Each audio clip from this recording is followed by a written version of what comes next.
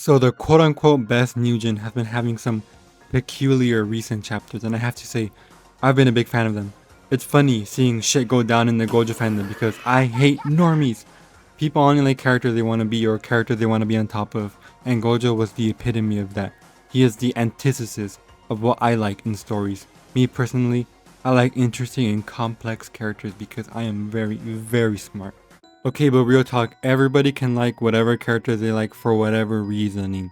I just like being a little elitist because, it's funny, I hope you guys understand that. But even real talk, if that's the only reason you like characters, you a bitch and you are the downfall of storytelling as a medium. You are an absolute mindless husk driven only by urges and desires, less than human. The fact that you want me to treat you as an equal in discussion despite the fact that you lack the same amount of sentience as me, if any at all, is appalling. But anyways, people have talked at length about theories and how crazy this all is, so I can't speak too much on that without just recreating other people's videos. I'm gonna instead focus on the quality of the story so far, since a lot of people have been complaining about the story and how sudden Gojo's death was, that this might be the downfall of Jujutsu Kaisen's consistency. Me personally, I think the story is still going as strong as it did before. Before I am a JJK lover, I am a JJK hater. I didn't like it the first couple times I went through it, and in that time period between the first reads and my recent reread, I developed an antagonistic mindset towards JJK. Every day, I prayed on his downfall, and that everyone would begin to see it as the inferior Chainsaw Man it is. But now that I like it, I still kind of do that because it's funny, and even though I don't hate JJK anymore, I still hate JJK fans because they're really annoying and really stupid, like most fandoms.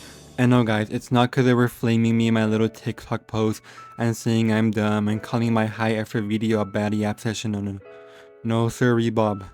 But seriously though, they were very mean and I was a little sad. But then I checked their ages and found out most of them were like 15, and then I wasn't so sad. The knowledge I speak forth was simply too much for them, for their tiny little minds to handle. But anyways, moving on.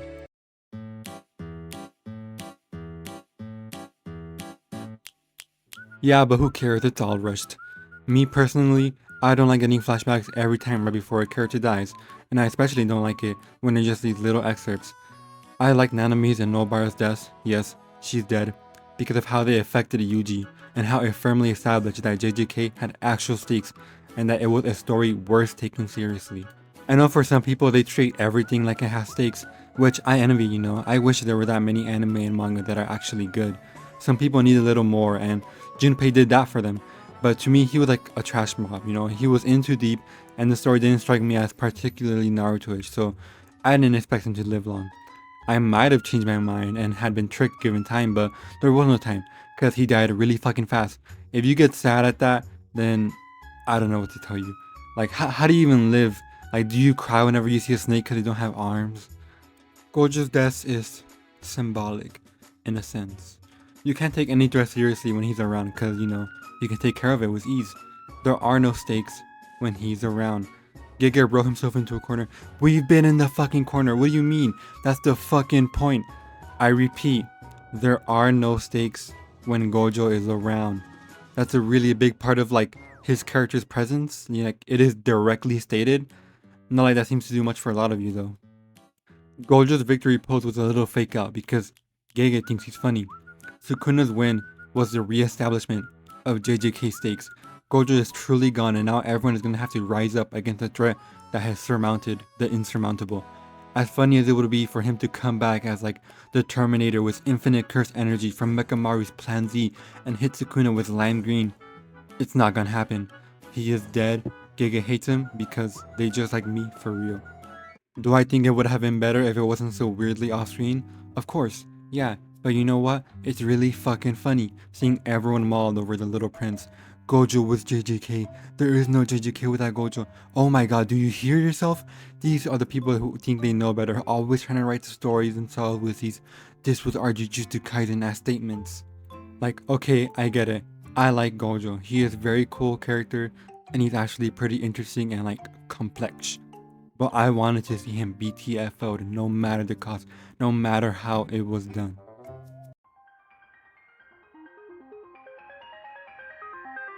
By JJK standards, no, he did not. I think domain amplification was an asshole. It makes sense within the vague rules of curse energy, but there's no chance in how the average reader could have reasonably extrapolated it, and neither could the quote-unquote advanced readers on r/Jujutsu show. So, none of our interpretations or explanations are going to be good. We're just going to have to wait until Gege gives us the patch notes in the volume release. With that being said, here's my explanation. So how did Sukuna cut through infinity? As I see it, Sukuna cuts through the world by directly hitting like the coordinates Gojo was on. So he basically bypasses infinity by just not having to pass through it. You know, he spawns the cut inside Gojo. I doubt Gojo's infinity extends to inside of him as well, but who knows. It makes a fair amount of sense considering how domains work and how you can target things. As mentioned before somewhere, I don't have the panel. Yeah, we're just gonna have to wait. Also, I feel like no one else is talking about Yuji's manicure. You know, I don't get that part of the new chapter, and if it's ignored entirely, I'm going to be very confused. So guys, here's what's gonna happen.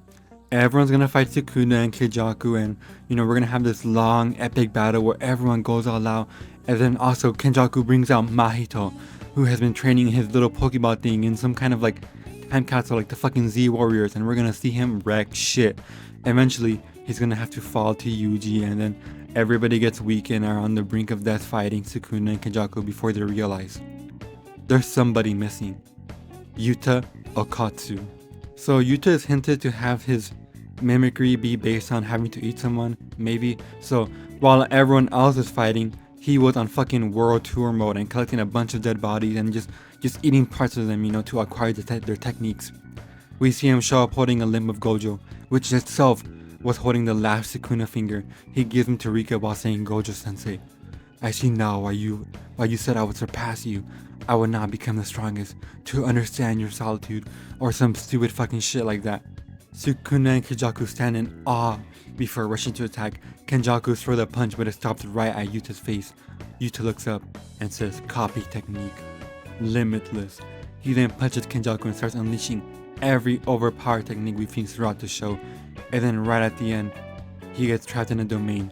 But he bypassed it because he's like, copy. Heavenly restriction. Then he punches Kenjaku really hard. He also uses Hollow Purple at some point.